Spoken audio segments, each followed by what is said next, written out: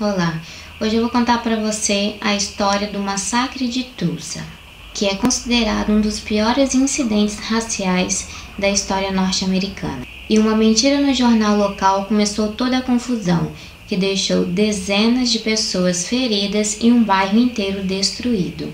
Mas antes a gente precisa contextualizar, porque o ano era 1921. E assim como em outras cidades dos Estados Unidos, a tensão racial era muito grande e negros e brancos eram impedidos de frequentarem os mesmos locais.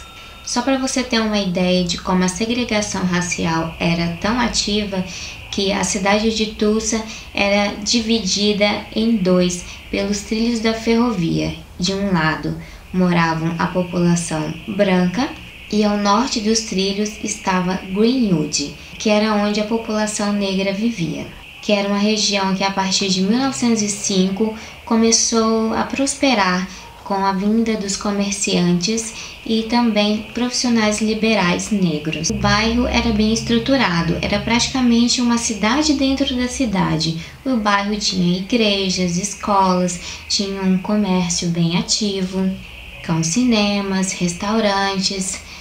Tudo a população negra fazia ali no bairro. E ali todos os proprietários desses estabelecimentos eram pessoas negras.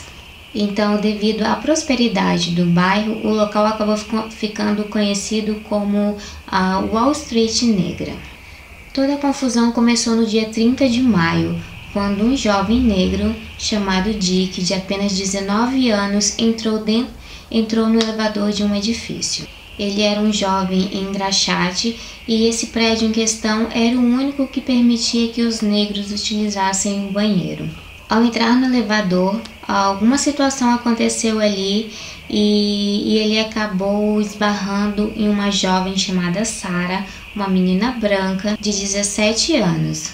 A Sarah, assustada, gritou e o Dick, mais assustado ainda, saiu correndo. E essa situação acabou gerando muitos comentários de que o rapaz teria agredido a jovem.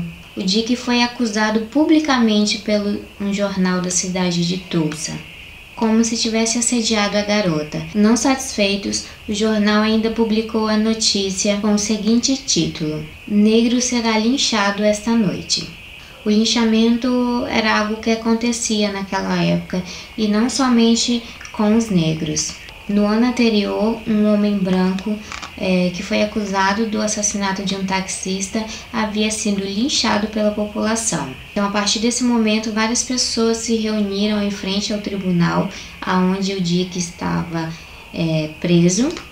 E apesar dos esforços da polícia para tentar evitar o linchamento, ela não conseguia fazer com que aquelas pessoas saíssem dali. E vendo aquela situação, os homens negros acreditaram que realmente o linchamento poderia ser algo que aconteceria com o rapaz.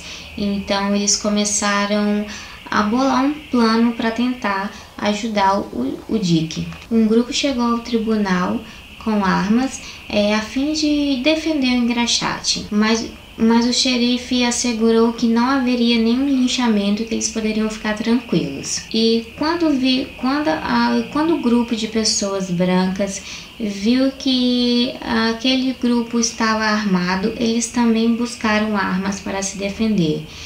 E aquilo ali era um barril de pólvora que precisava só de uma pequena faísca, e foi justamente isso que aconteceu. Um pequeno atrito entre dois homens, um de cada grupo, começou uma confusão generalizada. Os moradores de Greenwood, que estavam em menor número, retornaram para a sua parte da cidade, para o seu bairro, e foram seguidas pelo outro grupo. E esse grupo saiu saqueando armas e munições pelo caminho. Então a confusão saiu de controle. Nesse momento, quem estivesse no caminho seria alvo.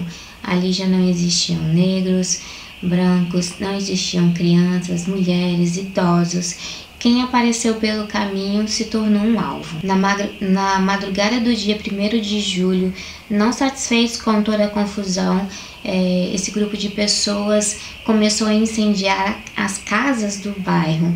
até dinamites foram utilizadas. Um relatório apresentado em 2001 pela Comissão da Rebelião de Tulsa reportou que 39 pessoas foram mortas, sendo 26 negros e 13 brancos. Mas estima-se que esse número é bem maior, já que as vítimas na época relataram que muitos corpos foram jogados nos rios ou até mesmo em valas comuns. Os historiadores acreditam que o número de mortos pode chegar a 300 e os danos materiais a milhões de dólares. Após toda a destruição, por fim a SAR acabou retirando a queixa e o que se sobrou foi de um bairro que era próspero, foi totalmente destruído.